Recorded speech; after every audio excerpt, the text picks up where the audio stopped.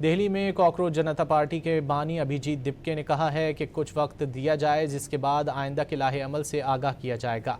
पंजाब में paper leak के मामले पर मीडिया से गुफ्तगू करते हुए उन्होंने कहा कि इस मसले को भी उठाया जाएगा और इस हवाले से मनसूबाबंदी जारी है। हुकूमत से मुज़ाकरात के बारे में उनका कहना था कि दर्ज किए गए मुकदमात से मुतालिक बातचीत जारी है, किसी भी तालिब इल्म के खिलाफ मुकदमात दर्ज नहीं होने चाहिए। दिल्ली में कॉकरोच जनता पार्टी के बानी अभिजीत दिपके ने कहा है कि कुछ वक्त दिया जाए जिसके बाद आइंदा के लाहे अमल से आगाह किया जाएगा।